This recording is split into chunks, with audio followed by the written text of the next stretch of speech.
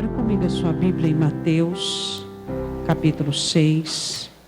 Nós vamos comentar de um versículo apenas. Nós vamos ler toda a oração do Pai Nosso. Mateus, capítulo 6. Que bom estarmos na casa do Senhor.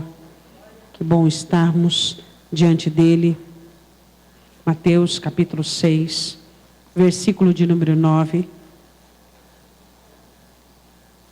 Todos acharam? Amém? Portanto, vós orareis assim: Pai nosso que estais nos céus, santificado seja o teu nome. Venha o teu reino, seja feita a tua vontade, assim na terra como no céu. O pão nosso de cada dia nos dá hoje. E perdoa-nos as nossas dívidas, assim como nós perdoamos aos nossos devedores. E não nos conduzas à tentação, mas livra-nos do mal, porque teu é o reino, e o poder, e a glória para sempre. Amém. Queria ler com vocês o versículo 3.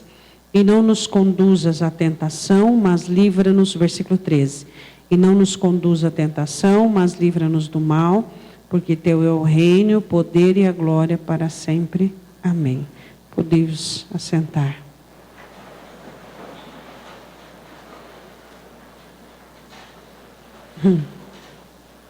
Pai, não nos deixe cair em tentação. Jesus ensinando a oração do Pai Nosso, ensinando que nós orássemos ao Pai, pedindo que Ele nos ajudasse a sermos fortes o suficiente para que não envergonhasse o nome dEle, para que não houvesse em nós nenhum passo retroativo, algo que identificasse em nós um titubeio, uma dúvida, uma incredulidade. Então Jesus ensina os seus discípulos, dizendo: vocês devem orar e pedir ao Pai que os livre da tentação, que os proteja na hora da tentação. Porque a tentação vai fazer com que vocês caem, com que vocês se tornem frágeis, fracos e fiquem envergonhados. Então ore ao Pai, para que o Pai possa livrá-los no momento da tentação e na hora da tentação. E antes de nós começarmos a estudarmos a Escritura, eu gostaria que você lesse comigo 2 versículos. Um que está em 1 Coríntios, vá lá comigo. Capítulo 10. 1 Coríntios, capítulo 10, versículo de número 13. Vamos ver o 12 também, né? Que esse versículo, por mais que nós lemos, nunca é demais. 1 Coríntios 10, 12 diz: aquele, pois, que cuida estar de pé, olhe, não caia. 13. Não veio sobre vós tentação senão humana, ou seja, tudo que eu vivo, que você vive, que são as nossas tribulações, angústias e sofrimentos e dores, diga comigo, é humano. Então, se é humano, eu posso suportar e você pode também, é verdade ou não é? Então, antes de nós começarmos a estudarmos de uma maneira particular a Escritura de hoje, nós precisamos entender que tudo aquilo que passamos na nossa vida é humano. E Paulo continua dizendo assim: mas Deus é fiel. E aí o que ele vai dizer em seguida? Ele diz assim: que não vos deixará tentar acima do que podeis. Ou seja, tudo que vem até mim, antes é medido. Quantos miligramas cabe? Quanto que dá? Quanto que vai conseguir? Qual é a força que vai aguentar? Pai, 1 milímetro a mais não dá conta, então tira esse milímetro. Ele não nos deixa ser tentado acima do que nós aguentamos. Por quê? Para que nós não venhamos em juízo e possamos dizer a Ele assim: eu recebi mais do que minhas forças. Então, nada do que acontece comigo ou com você está acima do que nós damos conta, do que nós aguentamos. Aí ele continua dizendo assim: e antes com a tentação dará também o escape. Eu tenho um escape, você tem um escape para todas as situações ruins e difíceis da nossa vida. Pastor, o que é o escape? O escape é aquele que te põe de pé, o escape é aquele que te faz levantar a cabeça, o escape é aquele que você fala, não, por isso aqui vale a pena. Não, eu preciso olhar para esse foco aqui, eu preciso olhar para essa pessoa, eu preciso olhar para essa situação, para isso aqui vale a pena. O escape é tudo aquilo que faz uma obra salvífica na sua vida naquele exato momento. Aí ele diz assim, para que vocês possam suportar. Agora vá comigo em Romanos capítulo 8. Romanos capítulo 8. Versículo de número 28 e 29. Que todas as coisas que nós temos passado têm um único objetivo, supremo, absoluto, nos tornar parecidos com Jesus Cristo. Romanos 8, 28 diz assim, e sabemos que todas as coisas contribuem juntamente para o bem daqueles que amam a Deus. Amém? Ele não estava falando de pecado, ele estava falando de coisas humanas. Aí ele diz assim, daqueles que são chamados segundo o seu propósito, porque os que dantes conheceu, também os predestinou para serem conformes à imagem de seu Filho, a fim de que ele seja primogênito entre muitos irmãos. Diga glória a Deus. Paulo diz assim, que todas as coisas ruins que acontecem conosco, tem vários propósitos, mas o propósito supremo e absoluto é fazer com que essas coisas eliminem, arranquem e tirem de dentro de nós coisas que nos afastam da identidade de Cristo, coisas que nos atrapalham a sermos filhos e a sermos cristãos autênticos, vorazes. Eu quero falar sobre tentação nesta noite. O tema da mensagem é, não nos deixe cair em tentação. Eu quero que você, no final da mensagem, tenha conclusa apenas uma pergunta. O porquê alguns conseguem e outros não. Apenas essa resposta eu gostaria que você tivesse no final. Porque alguns conseguem passar por situações difíceis, passar por situações dolorosas, passar por perdas, passar por angústias, passar por sofrimento e continuam firmes, e continuam dando glória a Deus, e continuam procurando uma nuvem pequena no horizonte, e procurando sempre acreditar que Deus é acima de tudo e de todas as coisas, e que Ele tem a preeminência em todo tempo e em todo momento. Eu quero falar primeiro de um vencedor depois de um fracassado, um vencedor depois de um fracassado, mas o vencedor vai vir sempre à frente. Quero falar com Paulo, quero que você vá comigo em 2 Coríntios capítulo 12.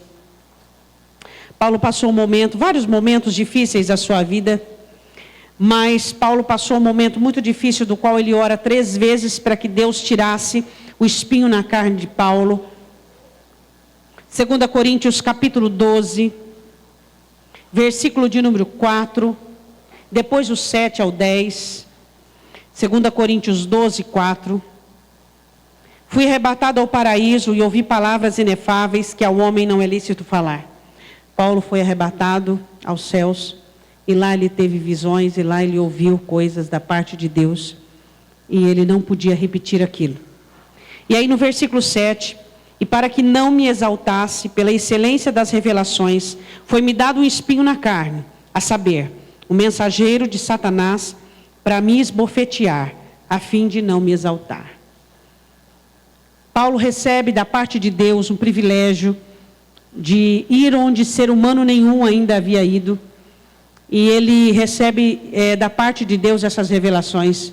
E quando ele, aqui na terra, diz o seu testemunho, dizendo que Deus permite que Satanás coloque um espinho na carne, nós não sabemos o que é, e também eu não estou interessada em vasculhar isso, e eu quero saber só como ele conseguiu, é só isso que eu quero saber. E a palavra do Senhor diz assim, que ele foi esbofeteado, ele foi envergonhado, humilhado por aquele espinho na carne.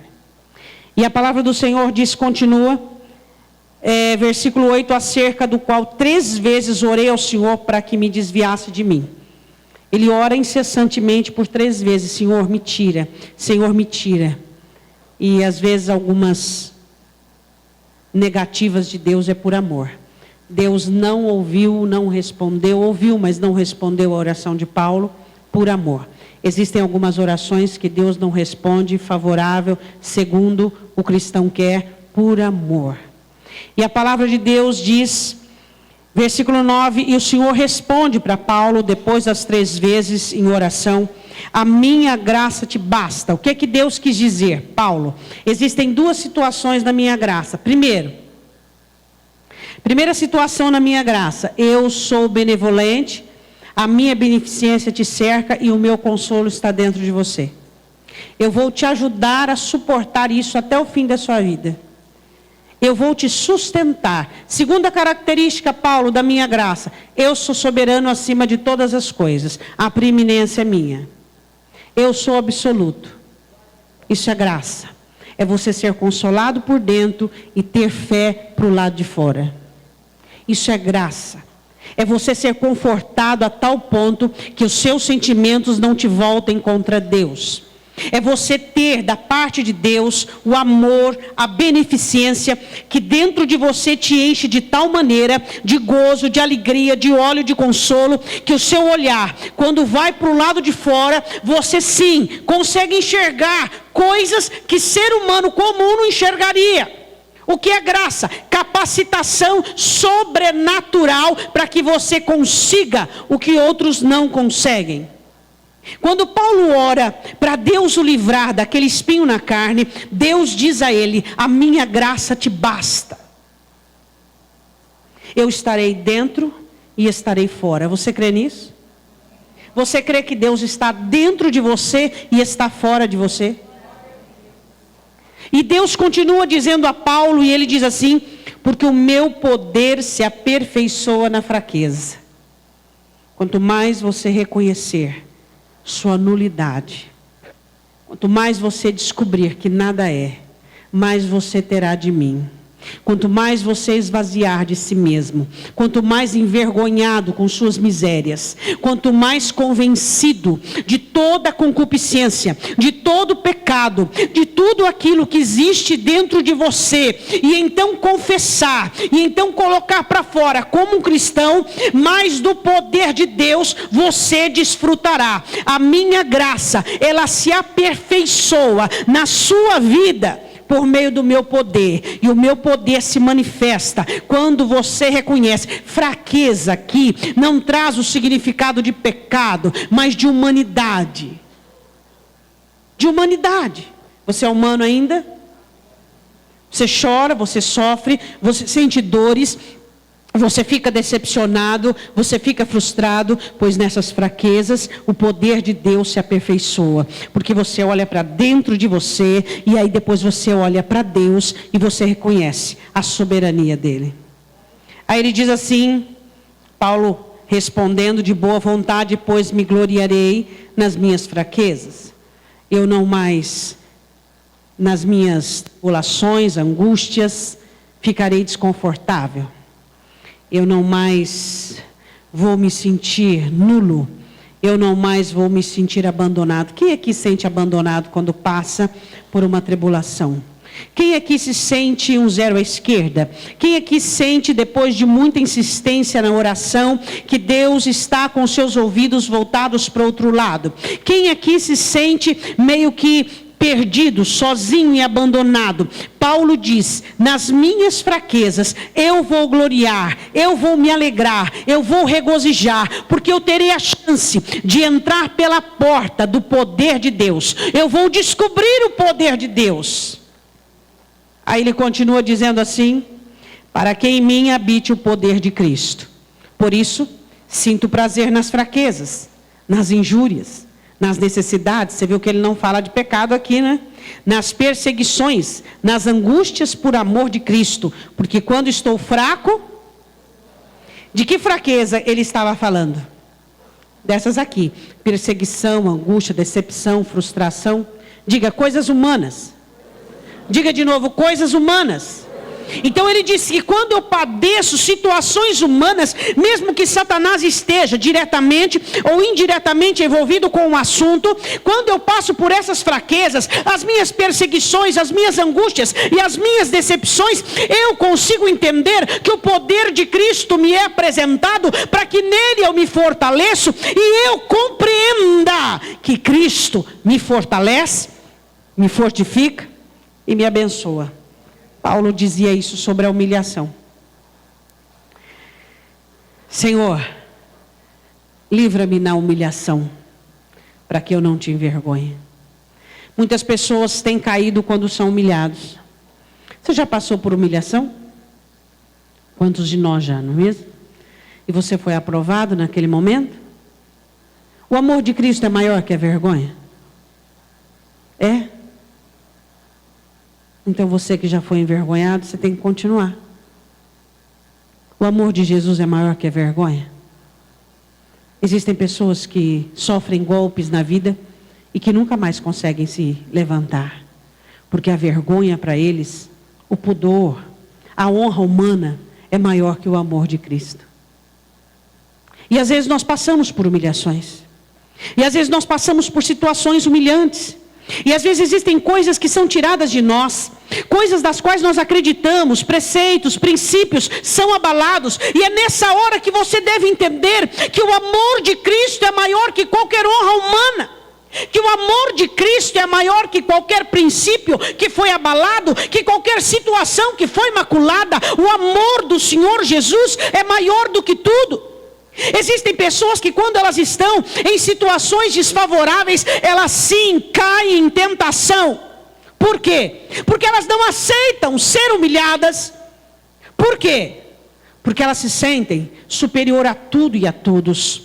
Superior ao Evangelho, superior ao entendimento. Quando o Senhor disse a Paulo, eu não vou tirar o seu espinho, você continuará sendo esbofeteado. Por quê? Porque eu quero te ensinar um mistério, Paulo. Na sua humilhação, na sua fraqueza, na sua debilidade, você conhecerá um universo totalmente diferente, de princípios diferentes. Um universo, Paulo, onde o meu poder será absoluto na sua vida. Eu quero falar de um homem que falhou quando estava humilhado. Você precisa tomar muito cuidado quando seu interesse pelo que os outros pensam é maior do que o seu interesse com o que Deus pensa de você. Um sinal que você já perdeu o caminho é você ter como parâmetro o ser humano. Você dizer, mas quem faz? Mas ninguém conseguiria. Quando você percebe que frases como essas começam a sair da sua boca, e você começa a comparar a sua vida com a vida de outro ser humano, você está fora do caminho. Porque o nosso exemplo não são seres humanos, sejam elevados ou vios. Não! O nosso exemplo é Cristo, que deu a sua vida por nós.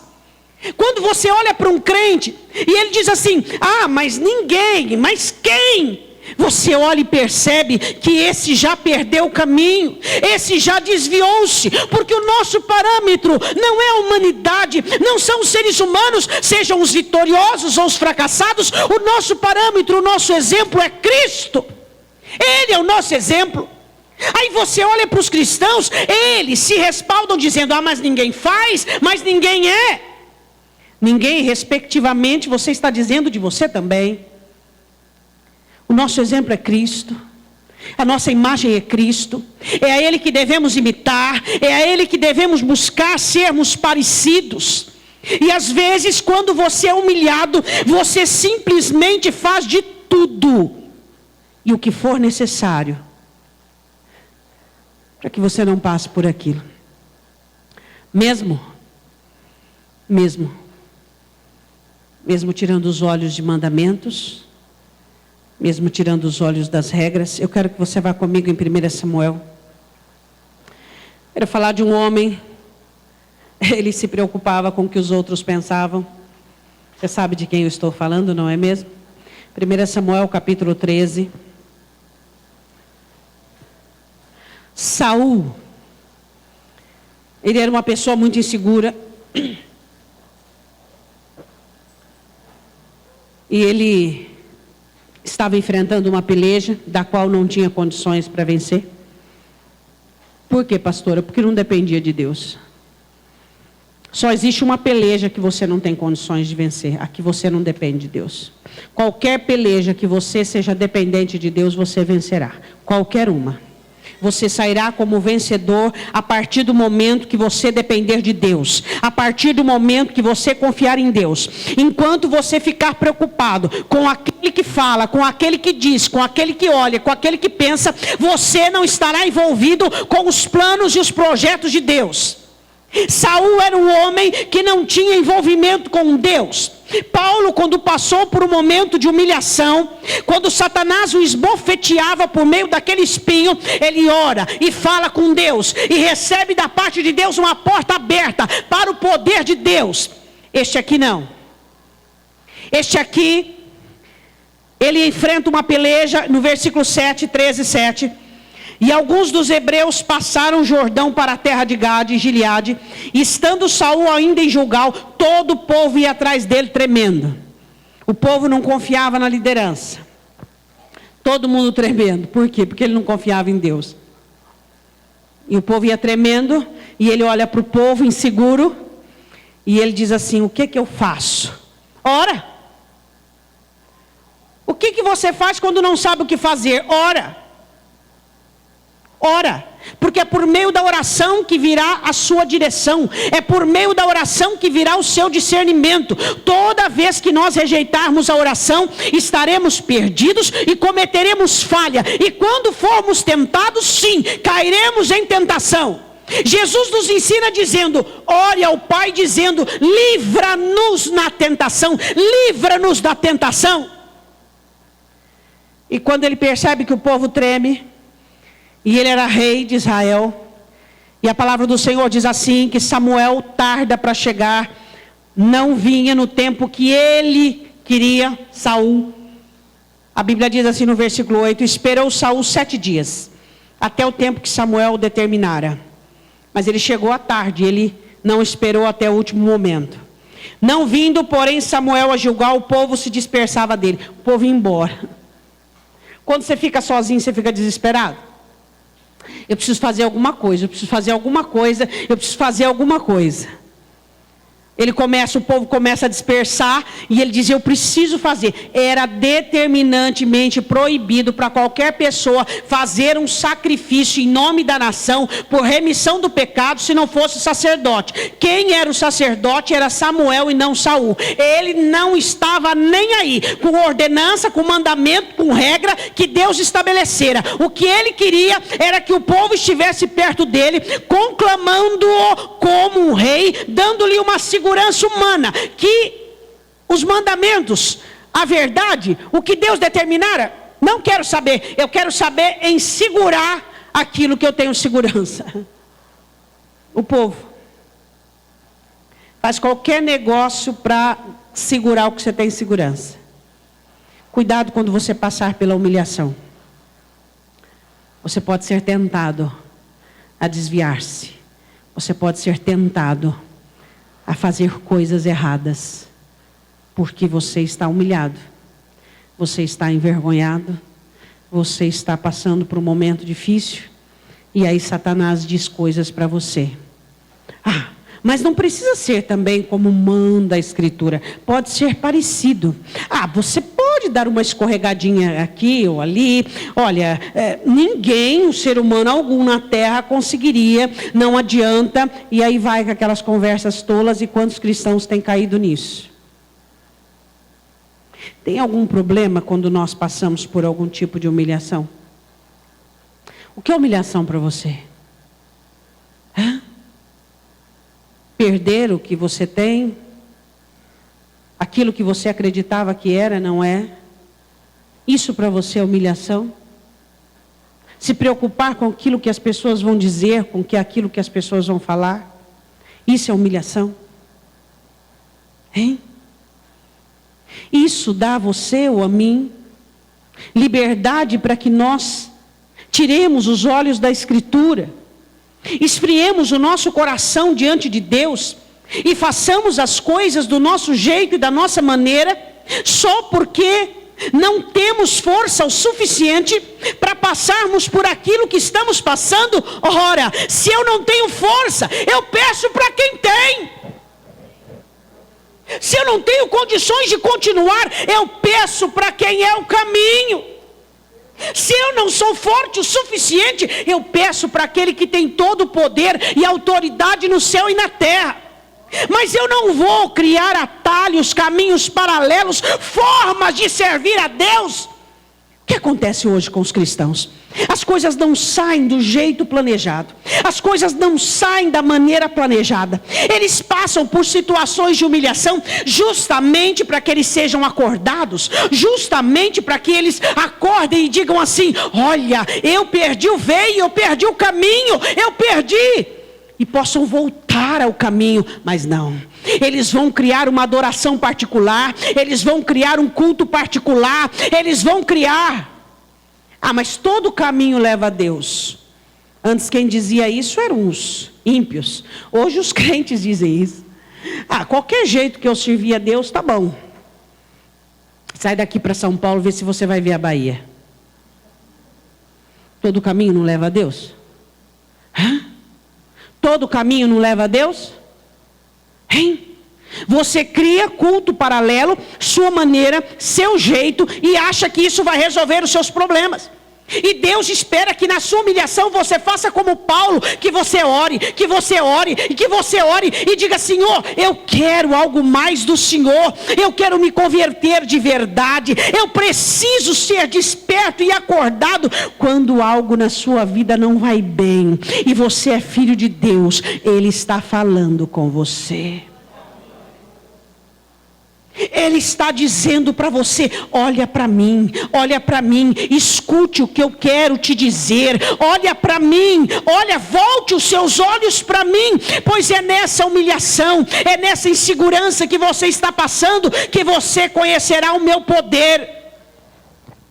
Você é muito orgulhoso?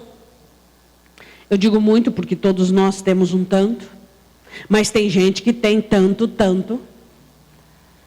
e quando perde algo, ou saúde, ou alguém, ou uma situação, ele fica muito humilhado, porque ele não consegue.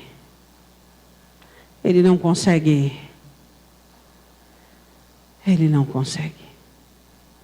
E ele encontra meios e alternativas próprias para resolver seu problema. E a Bíblia diz assim: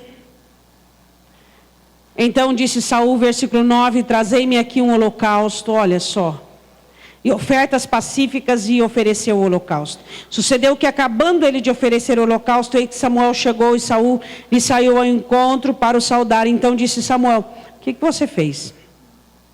Disse Saul: porquanto via que o povo se espalhava de mim, e tu não vinhas nos dias aprazados, e os filisteus já tinham se ajuntado em Miquimás, e eu disse: agora descerão os filisteus sobre mim a Gilgal, e ainda a face do Senhor eu não orei, e constrangi-me, e ofereci holocausto. Aí Samuel disse que o reino dele não subsistiria, e ele tinha muita vergonha daquela situação onde o povo não confiava em sua liderança. E assim foi. Este dia, ele tinha medo de perder uma batalha, ele perdeu tudo o que tinha. Ele estava com medo de perder uma batalha, ele perdeu o reino aqui. Você crê que a sua vida está nas mãos de Deus? Então apenas creia. Não crie métodos, não crie maneiras das quais a Escritura nada tem a ver. Cuidado com os períodos de humilhação da sua vida.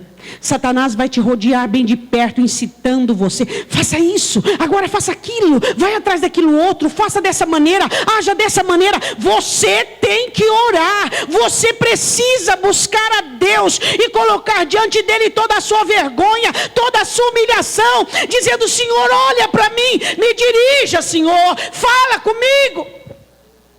Satanás fica te incitando, dizendo assim: onde já se viu você passar por isso? Olha por tudo que você já fez, olha quem é você. E ele fica te enchendo a cabeça dessas situações ensoberbecidas, fazendo com que você se desvie, fazendo com que você caia em tentação. Seja provado nas humilhações. Ela vem tanto para mim quanto para você. E ela só vem para mostrar o quanto soberbos somos. Toda vez que você é humilhado, você consegue quase tatear a sua soberba. Você consegue sentir a forma dela. E aí você diz: Senhor, é isso que existe dentro de mim? Pois então eu coloco diante do teu altar. E eu digo que agora, Senhor, eu me prostro diante de ti. E digo que a minha honra está aos teus pés. Você pode dizer glória a Deus? Quero que você vá comigo em Números capítulo 11. Quero falar de um homem que esteve muito cansado. Eu quero falar do perigo do cansaço. Tentação na humilhação, tentação no cansaço. O cansaço é um perigo. O cansaço se dá fisicamente, emocionalmente, até espiritualmente. Pessoas cansadas não falam direito, não pensam direito e não sentem direito.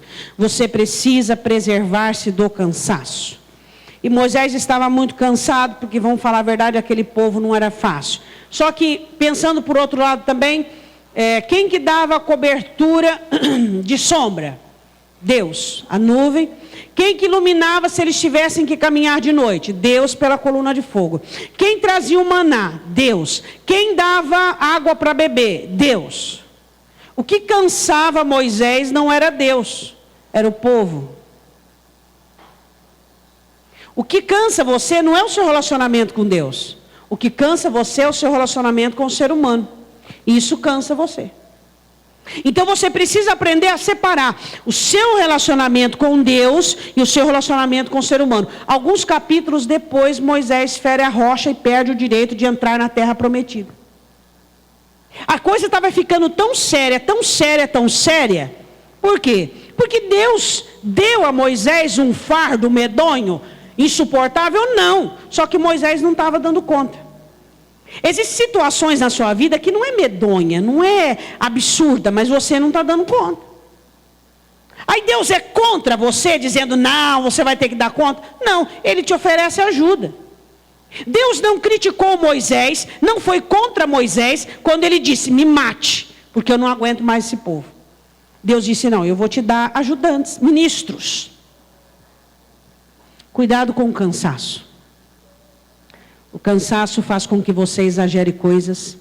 O cansaço faz com que você faça orações que você se envergonharia depois. Moisés disse: Senhor, eu quero morrer, porque eu não aguento mais, estou muito cansado. Esse povo é ignorante, esse povo é idólatra, esse povo é cheio de desejos, cheio de cobiça. Eu não gerei, não sou pai de toda essa multidão. Eu não aguento mais, eu não quero saber mais disso não. Moisés estava sendo provado. E quando você estiver cansado, cuidado para que você não caia em tentação. Você precisa de refrigério, você precisa do teu sábado, você precisa do teu descanso, você precisa. Muito cuidado com o cansaço, ele é muito perigoso. O que descansa, pastor? A oração. É tudo oração? É tudo oração. Jesus prestes à cruz, que ele foi fazer, orava. Jesus quando orava, e Jesus orava. Jesus na cruz orava. Oração. A oração descansa você. Ela alivia a sua alma. Ela abre os seus olhos para que você, quando cansado... Você já teve vontade de largar tudo, abandonar tudo, fazer igual Davi? Senhor, eu queria asas como de pomba, e eu voaria, eu estaria no deserto, eu fugiria disso aqui, porque eu não aguento mais. Moisés estava assim, ele não estava aguentando mais aquela opressão, ele não estava aguentando mais aquela situação. E aí, Deus ia matar Moisés? Não, Deus ia dar ajuda para ele. A Bíblia diz assim em Números 11:11. Disse Moisés ao Senhor: por que me fizestes mal ao teu servo? E por que não achei graça aos teus olhos, visto que puseste sobre mim o cargo de todo este povo? Concebi eu porventura todo este povo? Eu sou pai genético deles. Dei eu a luz para que me dissestes: leva-o em teu colo como ama leva a criança que mama a terra que juraste aos seus pais. De onde teria eu carne para dar todo a este povo, porquanto contra mim choram, dizendo: dai-nos carne e comer. Ele não aguentou mais aquelas conversações, aquele negócio. Nós temos saudade da carne, das cebolas, dos pepinos do Egito. Nós queremos carne, nós não estamos fartos deste pão vil, nós não aguentamos mais. E Moisés não aguentou. Não suportou. Diga: eu preciso tomar cuidado com aquilo que é pertinente. Todo dia a mesma coisa, todo dia a mesma coisa, todo dia a mesma coisa. Vai chegar um dia que você vai surtar. Por quê? Porque você é humano. Cuidado com aquilo que é contínuo. Contínuo. Bate. Como é que é? Água mole, pedra dura, tanto bate até que fura. Um dia, 2 dias, 3 dias, isso não é nada. Uma semana, não é nada. Um mês, dá para aguentar? Um ano, estou indo. Chega um dia, você é humano, sua alma se enfada daquilo, e você tem uma reação inesperada. Você olha para este homem, e você diz: este é o homem mais manso da face da terra. Este é o homem, no versículo de número 22, que diz o quê? O Senhor vai dar carne para esses milhares de homens só em pé. Degolar-se-iam carneiros e bois. O Senhor disse: você está duvidando de mim, Moisés? Você acha que o meu braço encurtou? Então espere e você vai ver. Esse é o homem.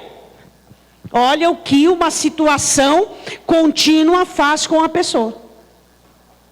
Olha o que uma situação conduz um ser humano com padrões, com princípios a fazer. Por quê? Porque tudo que é contínuo vai devagarinho, devagarinho, devagarinho, devagarinho. Quando você se dá por conta, você está tão cansado, e aí você chega naquela conclusão: não vale a pena. E aí quando você diz não vale a pena, aí o diabo diz assim: tomem nas mãos os rojões, porque o reino perdeu o instrumento. Quando o Filho de Deus diz não vale mais a pena. Quando o Filho de Deus diz eu estou desistindo. Quando o Filho de Deus diz eu não aguento mais. Satanás começa a preparar uma guerra no inferno. Uma celebração de vitória. Porque o instrumento de Deus está se rendendo. Foi de um dia para o outro? Não. Foi de um mês para o outro? Não. Mas foi um dia após o outro. Um dia após o outro.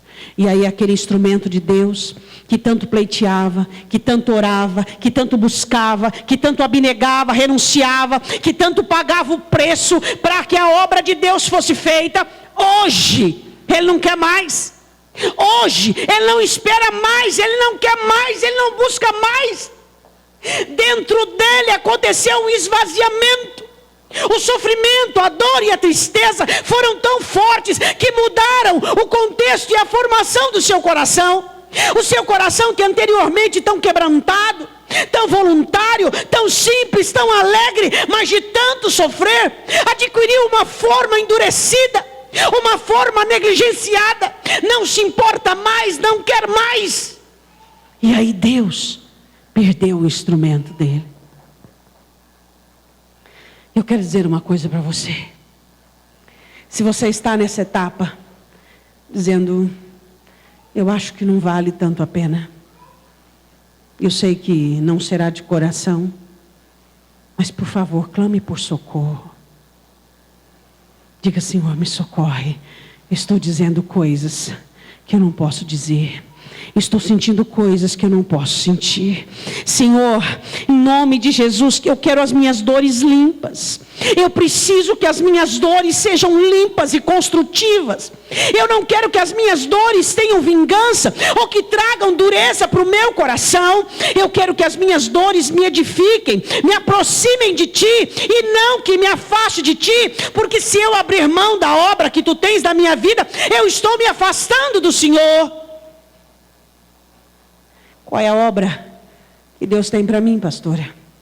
Restaurar, perdoar, amar, ajudar. E quando você diz, chega. Eu não tenho medo das pessoas fracas que titubeiam e que abandonam coisas. Pessoas fracas não fazem a diferença e elas nunca estiveram com as duas mãos no negócio, na obra. O meu receio é dos fortes. Quando dizem chega, e acabou. Se você vive com uma pessoa frágil, que sempre está te ameaçando, e que nunca esteve 100%, fique tranquilo, essa pessoa nunca vai dizer chega.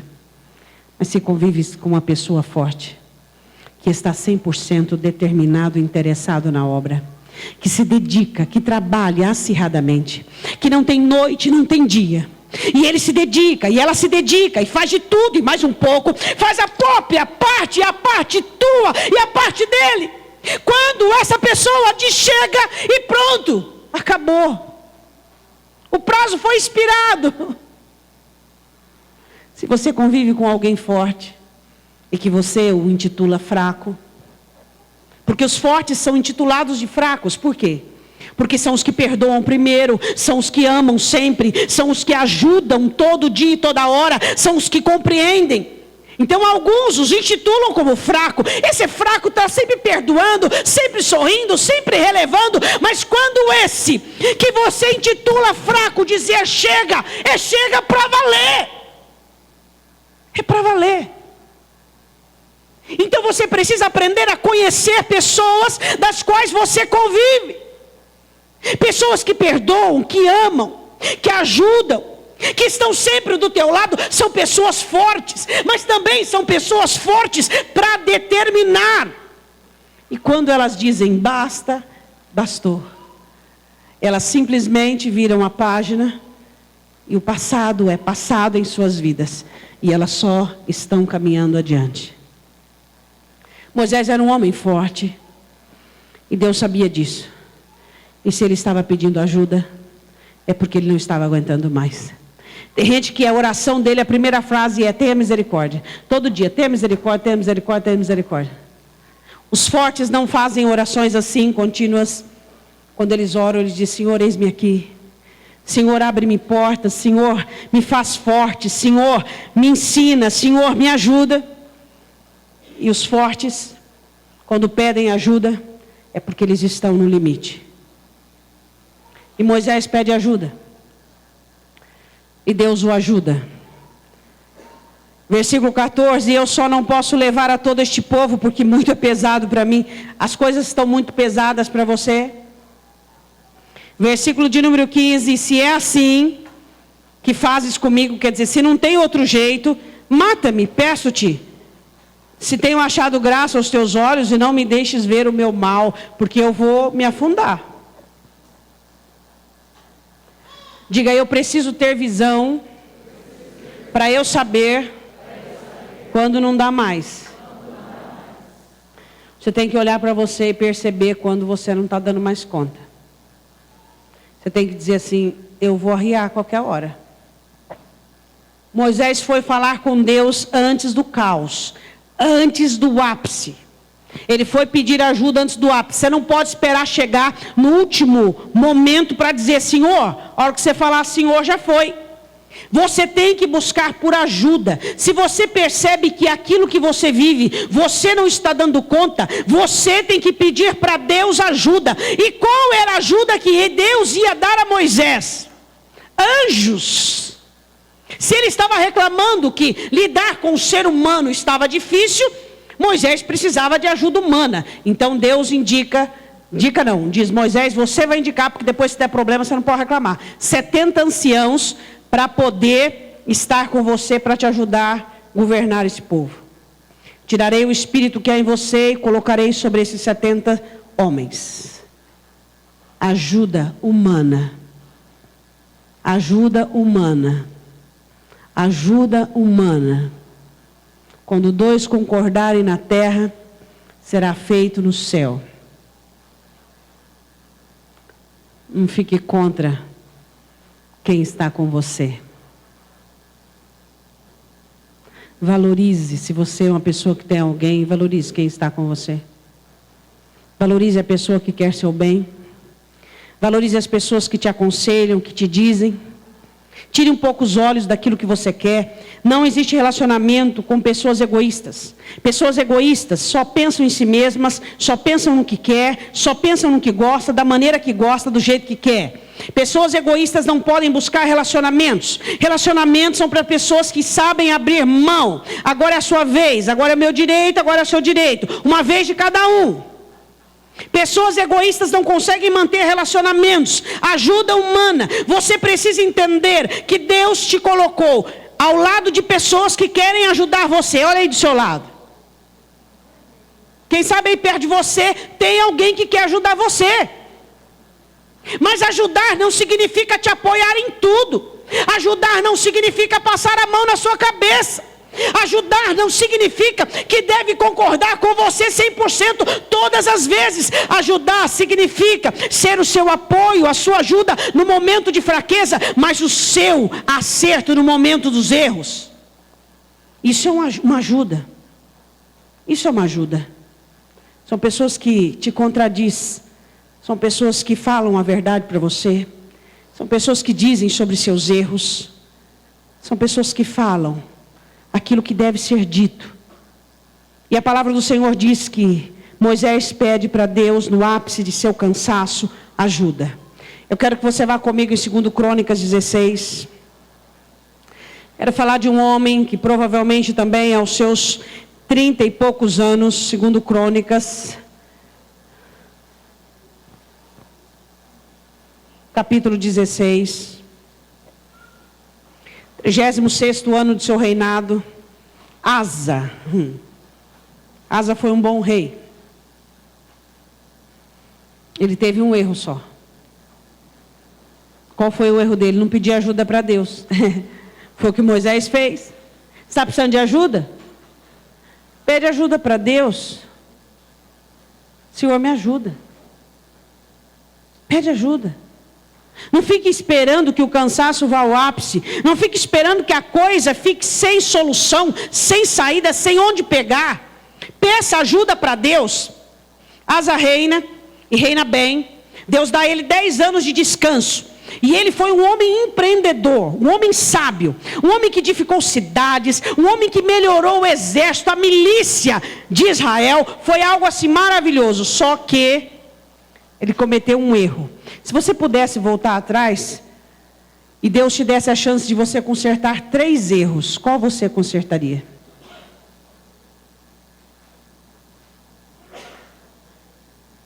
Quais erros você consertaria?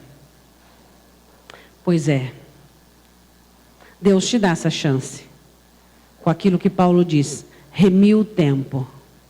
Salva a oportunidade do hoje. Tempo, que Paulo diz, não é questão de cronos, hora, não. Tempo é oportunidade. Deus te dá oportunidade agora. Salva o seu agora. Salva o seu tempo. Tire as suas oportunidades do cativeiro. Remie o tempo porque os dias são maus. Salve o seu tempo. Salve a sua oportunidade do agora. O que foi já foi, mas o agora, existem oportunidades que estão sendo perdidas por você. Quem você deveria amar mais e não ama? Para quem você deveria sorrir mais e não sorri? A quem você deveria estender a mão e não estende? Quem você deveria ouvir e não ouve, porque você está envolvido no seu egoísmo? O que você deveria fazer que não está fazendo? Quais são as coisas que amanhã gerará em você arrependimentos? Mas hoje o Senhor está te dando a oportunidade. Como é maravilhoso você olhar para um cristão que ao morrer, tem as suas mãos marcadas com as marcas do trabalho das oportunidades. Ele fez tudo o que tinha que fazer, no tempo que tinha que fazer, da maneira que tinha que fazer. A este, ele diz, eu guardo a minha fé porque eu acabei a minha carreira. O que você deveria fazer que não está fazendo? Asa cometeu um erro na sua vida. A palavra do Senhor diz assim, que no capítulo 16, no 36º ano do reinado de Asa, Baasa, rei de Israel, subiu contra Judá e edificou a Ramá, impedindo qualquer passagem, para não deixar ninguém sair nem chegar a Asa, rei de Judá. Então Asa tirou a prata e o ouro dos tesouros da casa do Senhor e da casa do rei, e enviou aos servos de Ben-Hadad, rei da Síria, que habitava em Damasco, dizendo, olha para o seu irmão e diga assim, porque o primeiro a perder é Deus. Pastora, porque Deus não reclama, Deus é bonzinho, é um velhinho caquético. Você percebeu? É incrível isso, né? Você não tem tempo. Qual a primeira coisa que você tira? O culto. Leitura da palavra, oração. Teu salário apertou. Qual a primeira coisa que você faz? Eu deixo de devolver o que é do Senhor, diz-me oferta. Tudo, a primeira coisa quem perde é Deus. É de agora isso não, isso aí veio desde antes. Primeira coisa é Deus. O que ele faz? Ele vê os seus inimigos, a aliança do inimigo, o da sua nação irmã. Rei de Israel sobe contra Judá. E então, ele diz, eu vou criar uma aliança. Mas eu não tenho de onde tirar. Eu tiro de Deus, tiro da casa do Senhor. Eu vou pagar o rei da Síria, Ben-Hadad, para ao invés de estar com ele, estar comigo. Ao invés de estar com Israel, vai estar comigo, Judá. Então tá bom. Só que ele não era assim anteriormente. Olha como é que ele era. Os etíopes, no capítulo 14, se levantaram contra ele. Ele tinha uma boa milícia. Só que os etíopes tinham muito mais. 14, 11, e Asa clamou ao Senhor, o mesmo Asa, ao Senhor Deus e disse, Senhor, nada é para ti ajudar, diga ajudar. Quero poderoso, quero de nenhuma força. Ajuda-nos, pois, Senhor nosso Deus, porque em ti confiamos, e no teu nome viemos contra esta multidão. Senhor, tu és o nosso Deus, não prevaleça contra ti o homem. Ele orou. Quando o inimigo se levanta contra ele, o que ele faz? Os etíopes, ele ora. Mas quando Israel se levanta contra ele, ele faz aliança, paga mais suborno para Ben-Hadad, para estar do lado dele. Versículo de número 7. Naquele mesmo tempo veio Hanani, o vidente, a Asa, rei de Judá, e disse-lhe, porquanto confiastes no rei da Síria, e não confiastes no Senhor teu Deus. Por isso o exército do rei da Síria escapou da tua mão. 16:8. Porventura não foram os etíopes, aquilo que você leu no 14, e os líbios, um grande exército, com muitíssimos carros e cavaleiros, confiando tu, porém, no Senhor, ele os entregou nas tuas mãos. Olha agora o que Asa ouve da parte do profeta. Moisés estava cansado, Moisés era um homem de Deus, ele não aguentava mais, e ele pede ajuda. Asa, quando era novinho no reino, confiava em Deus e pedia ajuda. Mas agora já está com seus 36 anos de governo, está rico, abençoadão. Negócio de orar, pedir para Deus, não, eu sou um bom negociante, eu vou dar jeito com a minha mão. Fala se não é isso que acontece com os crentes. Novo convertido ora para tudo, até para saber qual creme dental compra. É ou não é? Ora para tudo. Sai atrasado para ir no banco. Senhor, abençoa que o banco vai estar aberto. Pai, eu preciso, pai. Ora para tudo. Aí já ficou meio experimentadão, já muito abençoado, não é? Já esperto, inteligente. Eu perder tempo com oração, não. Vou fazer do meu jeito, da minha maneira. Por isso que Jesus diz que muitos novos convertidos passarão à nossa frente. Asa esqueceu do que deu certo. Você não pode esquecer o que te trouxe até aqui. O que foi, pastora? Foi oração, foi jejum, foi busca, foi submissão, foi humildade. As armas são as mesmas. O que te trouxe até aqui foi o mesmo. E você precisa continuar orando. Agora já experimentado com seus 36 anos de governo, ele disse assim, não vou orar não, eu vou fazer do meu jeito, da minha maneira. O profeta chega nele e diz, escuta, olha os etíopes e os líbios, o Senhor deu a vitória para você. Agora você foi e fez aliança com Ben-Hadad, defraudando o templo do Senhor para pagar suborno. Não pode. Não pode. 9, porque quanto ao Senhor, seus olhos passam por toda a terra para mostrar-se forte, para com aqueles cujo coração é perfeito, para com ele. Nisto, pois, procedeste loucamente, porque desde agora haverá guerras contra ti. Diga, eu entendi. Moisés estava cansado. Pediu ajuda. Asa não pediu ajuda. Por que uns conseguem e outros não? Quero que você vá comigo para nós terminarmos em 2 Reis, último exemplo.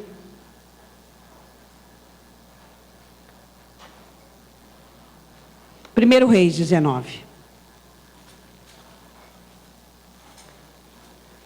Elias, um homem muito corajoso, mas com respeito ao reino, mas quanto a si mesmo, ele se sentia meio desprovido, ameaçado por Jezabel.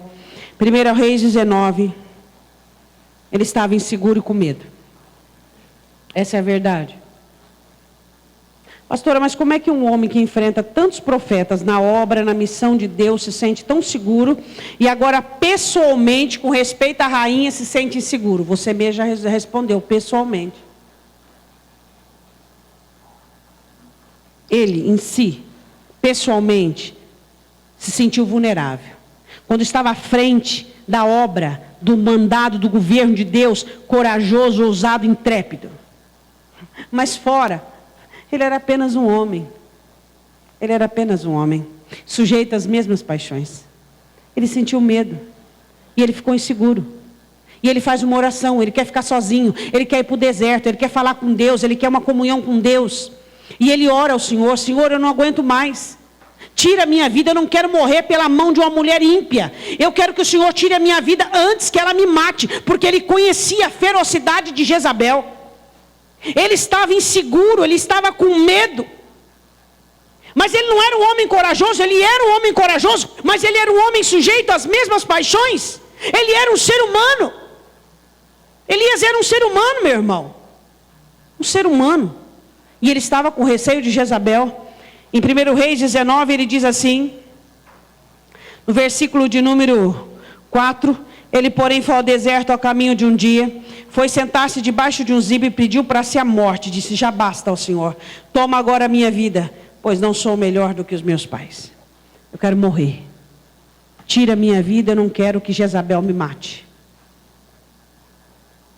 Ele clama ao Senhor, o que acontece? Deus manda para ele pão e água, e diz, levanta, come e bebe, porque o teu caminho é muito longo. Você não vai morrer agora. Você não pode morrer agora. E você não vai morrer agora, nem por Jezabel e nem por mim. Porque você nem morrer vai.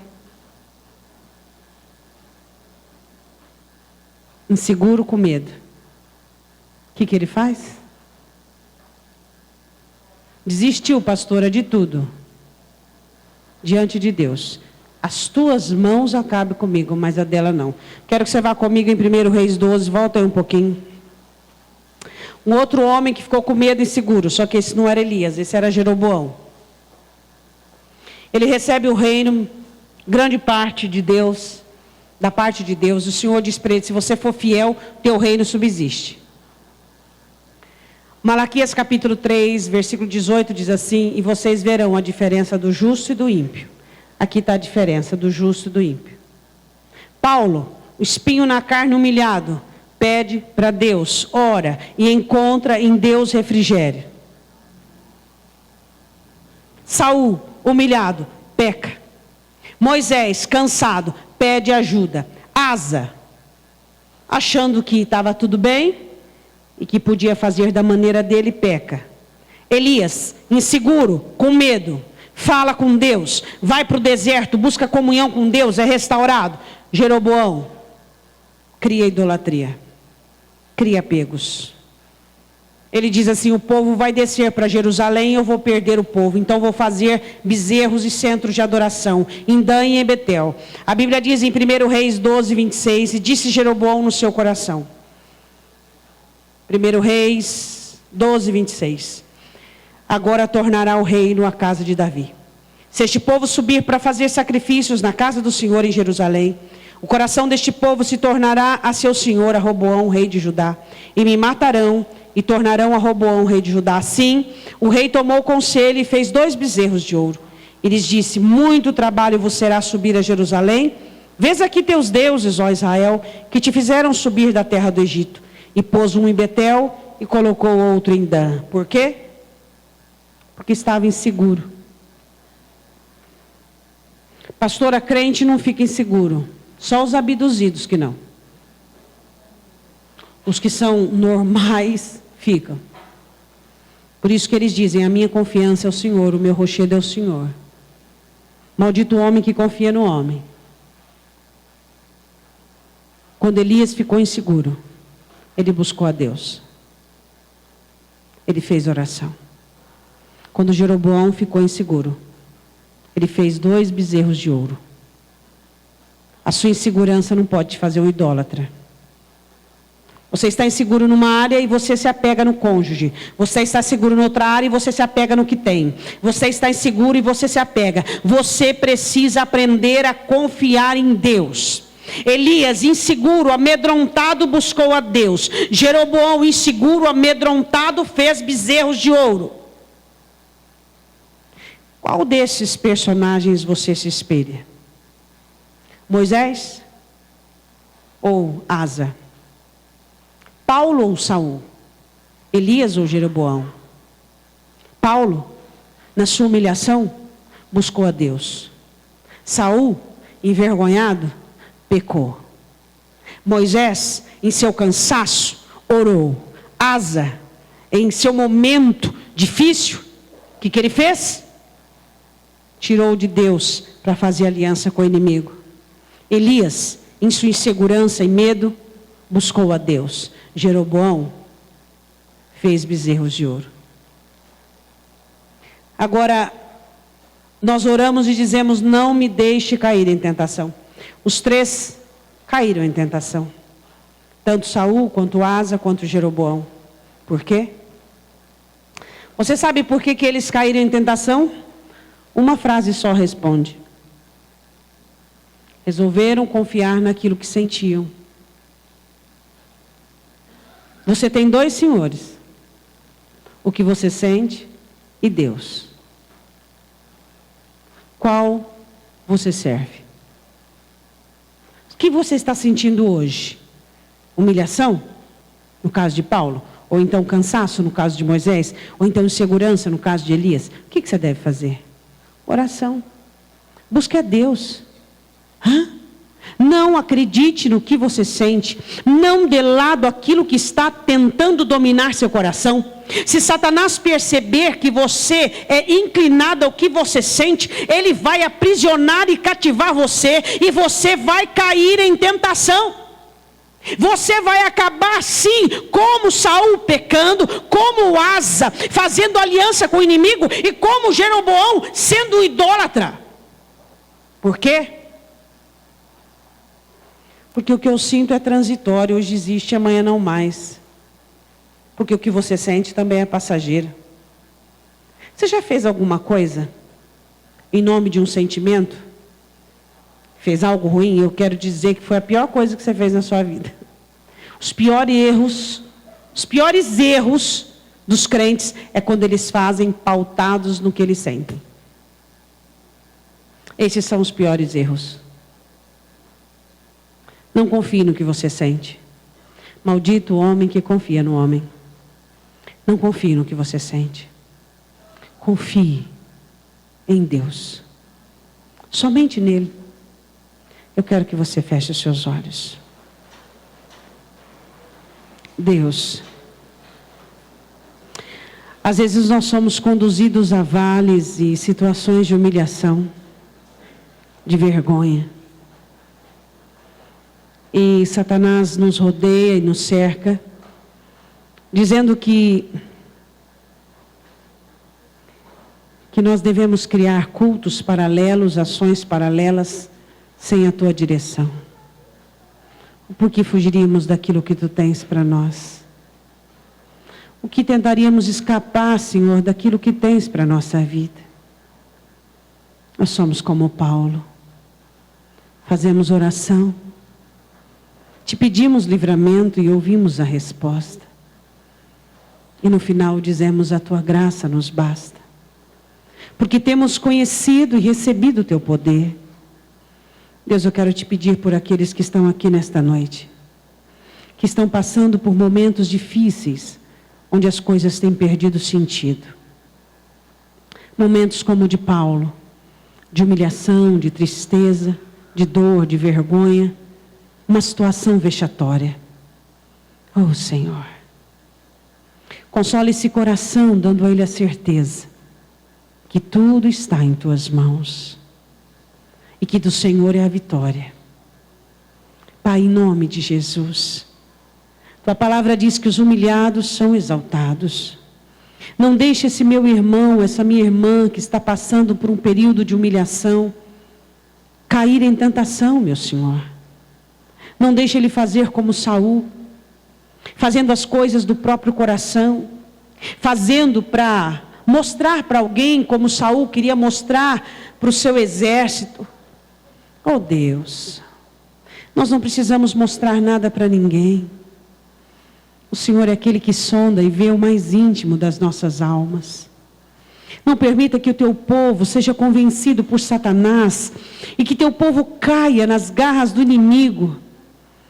Se existem aqui aqueles que se preocupam com o que os outros estão falando, pensando, oh Senhor, tire esse sentimento ruim de insegurança deste coração, meu Pai. E faça com que esse coração apenas se preocupe com seus olhos, com a sua voz, com o seu cuidado.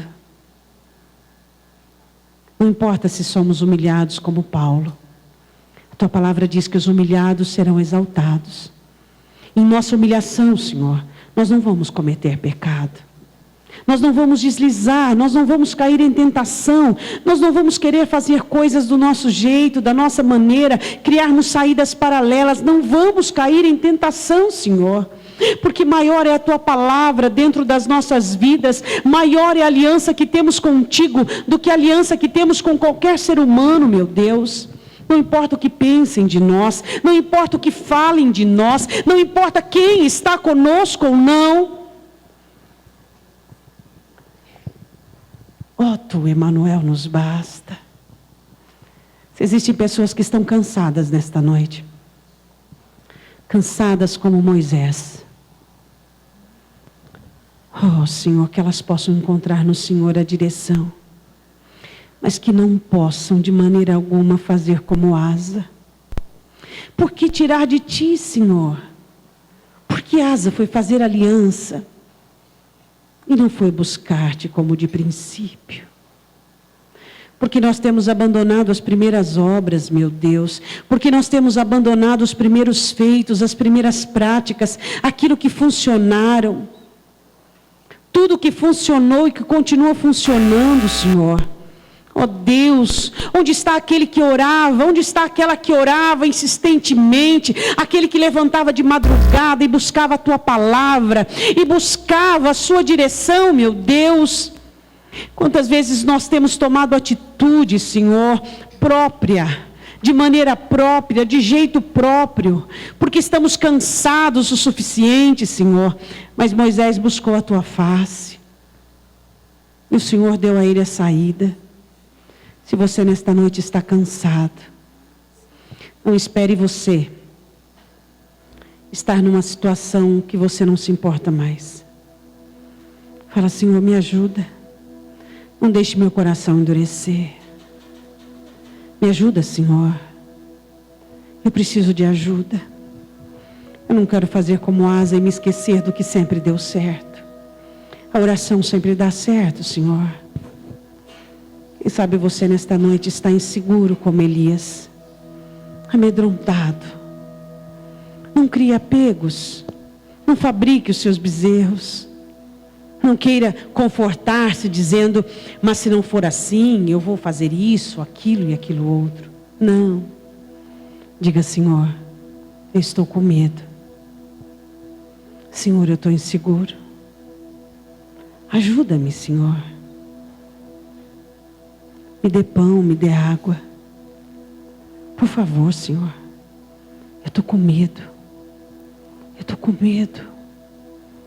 Me abraça tão forte que faz o medo passar. Oh, Senhor. Tira essa insegurança e o domínio dela de dentro de mim. Dá-me fé, Senhor. Eu quero ter fé. Ah, Senhor, eu quero estar em Tuas mãos. Eu quero estar em Tuas mãos como Elias clamou e almejou as Tuas mãos, Senhor. Oh, Deus. Livra-nos do mal. Não nos deixe cair em tentação por causa da humilhação, do cansaço ou da insegurança. Oh, Senhor, mas na humilhação que nos fortaleçamos em Ti. Que no cansaço que busquemos refrigério em Ti. E que na insegurança comemos o pão e bebamos o cálice. Oh, Senhor. Como Moisés, como Paulo e como Elias, não vamos cair em tentação.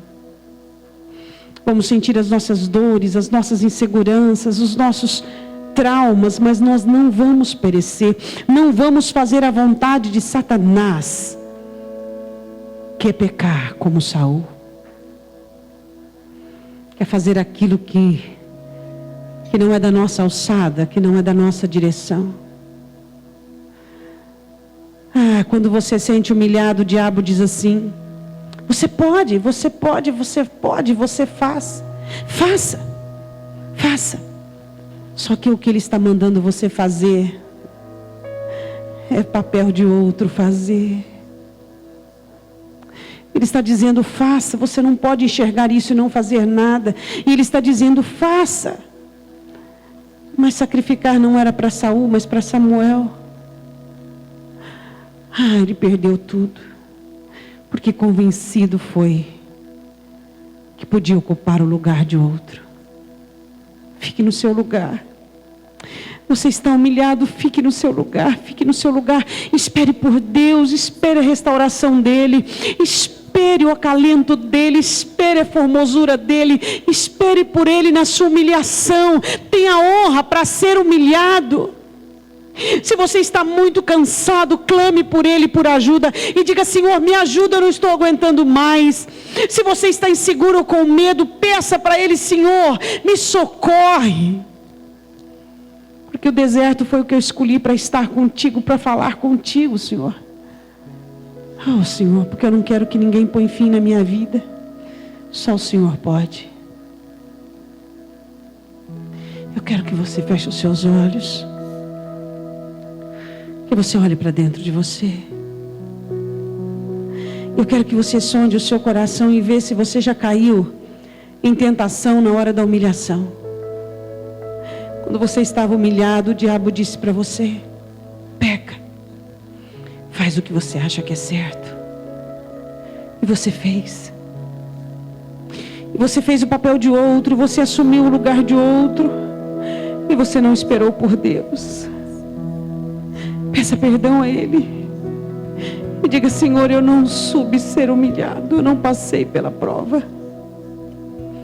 Me perdoa, Senhor, porque eu pequei. Eu pequei, Senhor, eu pequei. Eu pequei, eu não soube esperar. Eu não confiei em Ti, Senhor, porque na verdade a minha justificativa é que eu tinha que fazer alguma coisa, mas na verdade é porque eu não confiava em Ti. Eu não soube confiar, eu não soube esperar em Ti, Senhor. E como Saul eu pequei. Se você já pecou no cansaço, já fez alianças com o seu inimigo, já tirou o que era de Deus, peça perdão a Ele. E diga, Senhor, Eu confundi tudo. No meu cansaço, eu tirei o tempo que era teu, os cultos que eram teus. Eu tirei do meu coração o espaço, o lugar que era teu. Porque eu fiquei cansado, Senhor. Eu fiquei tão cansado que eu fiz uma aliança com o meu inimigo. Se você pecou na sua insegurança, no seu medo,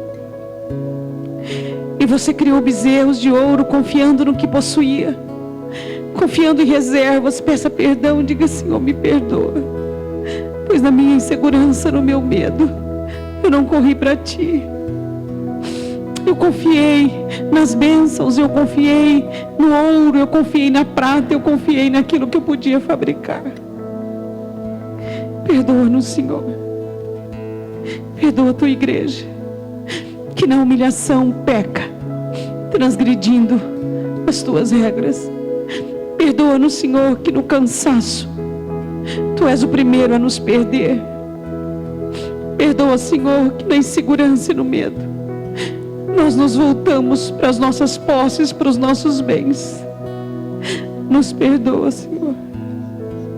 Restaura nossa comunhão contigo. Porque na humilhação vamos orar o quanto for necessário. E vamos esperar em ti, Senhor. E a tua força, e a tua graça, e o teu poder será sobre nós.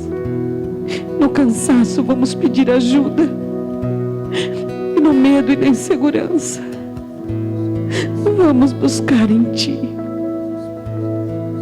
Perdoa-nos, Senhor. Perdoa-nos. Perdoa-nos. Eu quero que você fique de pé.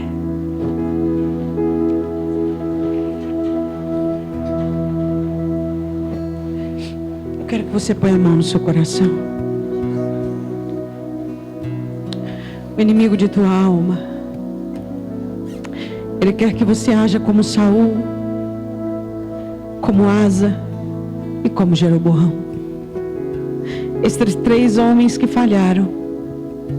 Mas o Espírito de Deus, como diz em Gálatas, está aqui batalhando dentro de sua alma, dizendo que Ele vai gerar um Paulo, um Moisés e um Elias na tua vida. Que na humilhação você vai esperar em Deus, no cansaço será renovado, e na insegurança comerá pela mão do anjo. Eu quero que você diga assim comigo: meu Deus, eu te peço perdão por todos os erros que cometi na humilhação, no cansaço e no medo. Em nome de Jesus, eu quero consagrar a minha confiança, a minha fé no Senhor. E como Paulo, eu vou confiar em ti. E como Moisés, vou descansar no Senhor. Oh Deus, e como Elias, eu serei alimentado pela mão dos teus ministros, dos teus anjos. E em nome de Jesus, eu declaro que eu tenho fé em Deus, que eu confio em Deus, e que nenhum inimigo de minha alma vai tirar a minha fé e a minha confiança. Eu guardo meu coração somente para o Senhor, em nome de Jesus. Levante a sua mão direita para o alto. Que o poder desta palavra ministrado sobre o seu coração venha gerar em ti forças, poder e autoridade. Que a mão do Senhor, governadora e estendida sobre a sua vida, venha dar-te, segundo as tuas necessidades, a provisão e a bênção do alto, em nome de Jesus. Amém.